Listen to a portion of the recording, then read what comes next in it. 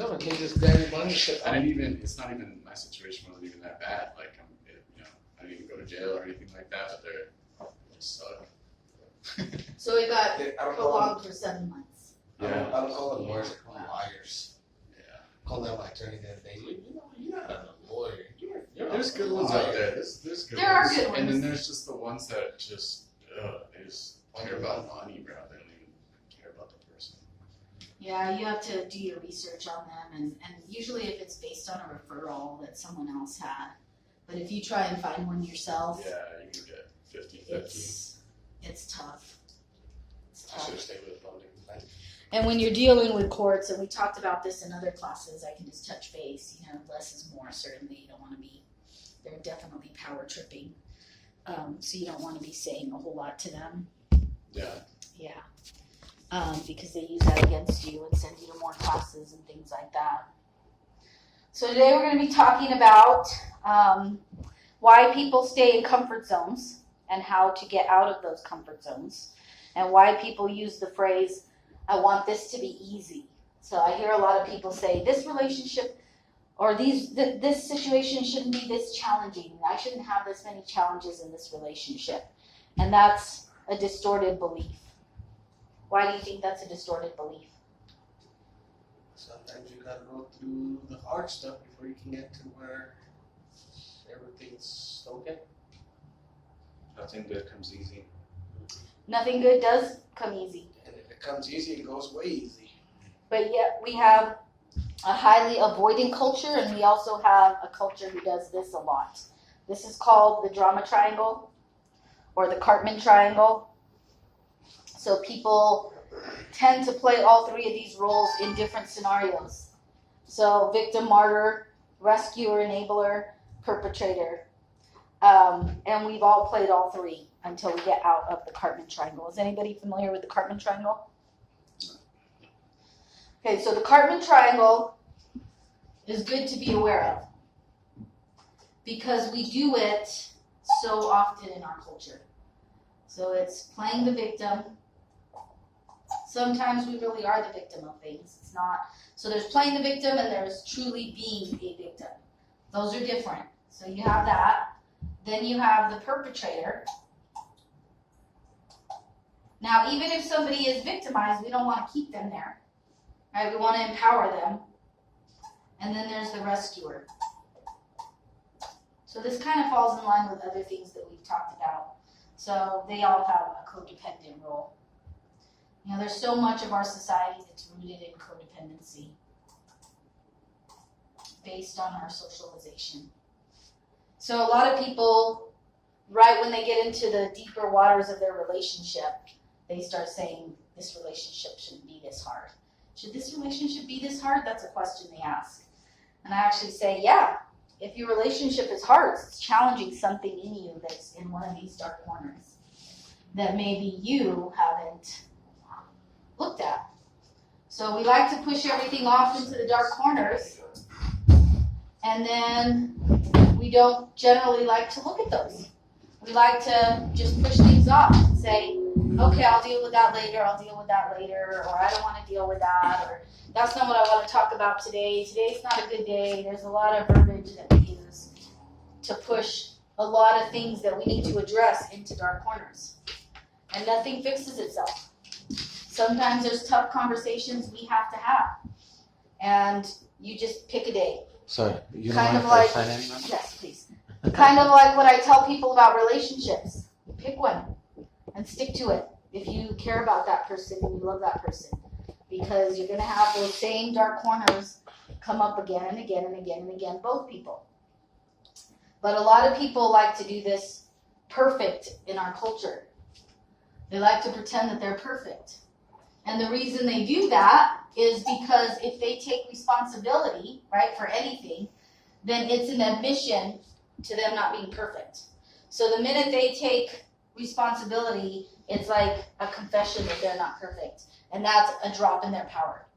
Does that make sense? Yeah. So if their power is to be perfect, which is to shame, right? If I'm perfect, then I get to shame you all over the place. And if I take any form of responsibility, then that's an admission that I am human. Imagine being human, right? I identify as a Prius. And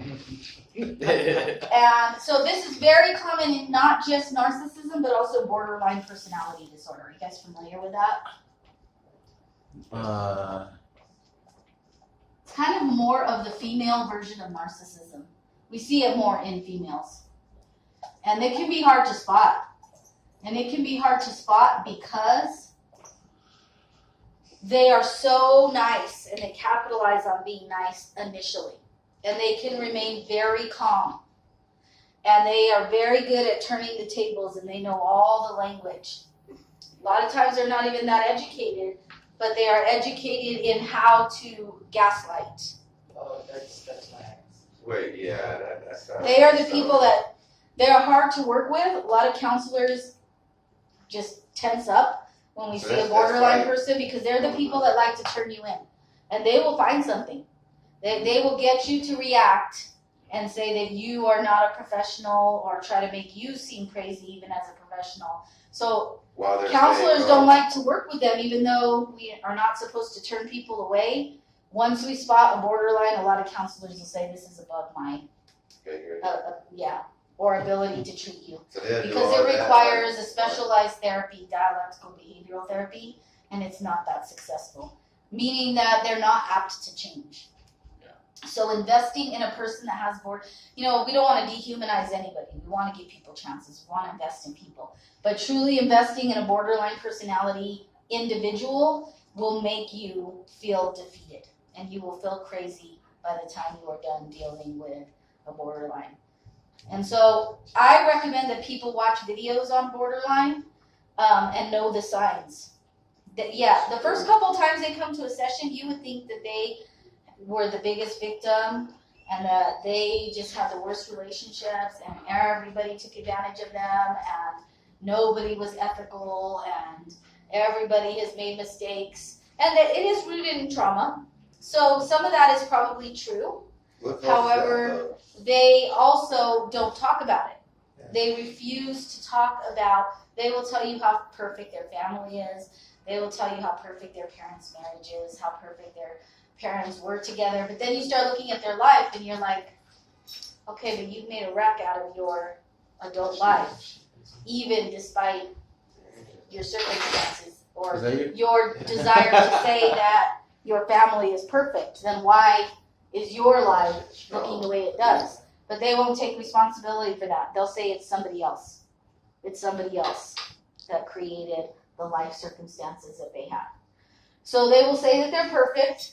They will shame a lot. They won't take responsibility because that would be an admission to not being perfect and that would cause them to lose their power.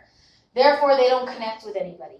Because if you don't do these things, if you don't take responsibility and you don't drop that power card, you can't connect with people. Because how could you? You always have to be above them. So that's not a connection if you're always above the person that you're with. They have to be in charge, in other words. So if they come to counseling, they have to be the one that's in charge. Really? And everything's a competition. So they will correct you. They've read more even books if than it's you. not your partner, it's your brother, it's anybody else. It could be anybody. Oh, it could be anybody. Yeah, That they it could be a wanna coworker. feel in control. Yeah, they want to have complete control. Oh, okay. They have to have control all the time, Yeah, my ex despite what setting it is. Yeah. So self-diagnosed and told me, she's like, I'm pretty sure this is what I've got. I'm just like, okay. Does she feel like she has borderline? Yeah, that's Okay. what she would say. I mean, Well, that would be interesting for her to, by virtue of the fact that she would even do that, may mean she actually doesn't have borderline. Because they will be in such denial about it. Like a true borderline will not say they have borderline. That's right. They will tell everyone else they have borderline. They will love to talk about it, but they won't see themselves. True borderlines like to diagnose everybody else and like labels. She probably doesn't have that if she liked to, if she Just self-identifies, because they're not reflective. They're not introspective, so they don't self-identify. I never really looked that much into it. I was like, all right, You're like, you're crazy. She might have some attributes of it, but by virtue of the fact that she's looking that deep, signifies that she probably doesn't. Because they really don't take any responsibility. I mean, I can give you an example. When I was first a counselor, I had this lady. They were a younger couple. It was the guy that came in, and he had to do classes and counseling.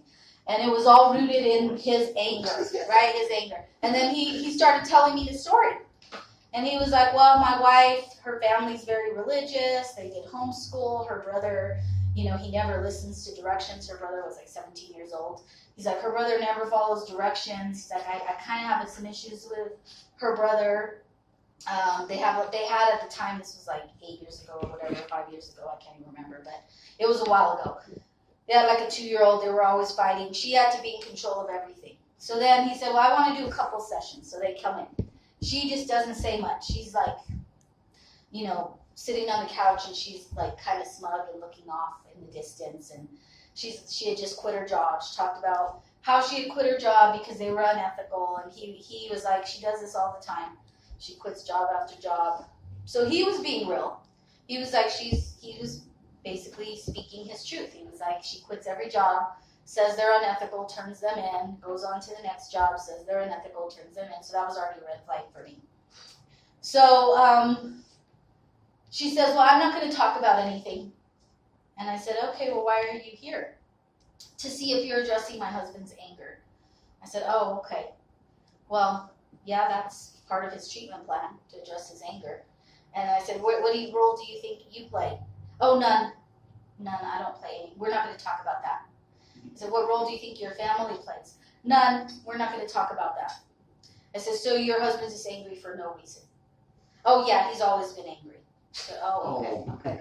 So he's always been angry, and he's angry for no reason, and you're perfect. Yes. And your family is perfect. Yes, that's correct. Go ahead and write that down. I'm perfect, and my family is perfect. It's all my husband. I was like, okay. All right, so that's noted. Did you tell him to get a divorce? So, well, so then time goes on, and she comes in and does the same thing. So she's wanting to have control over the whole counseling. The only reason she came in with him to do couples counseling was to have control over the entire counseling.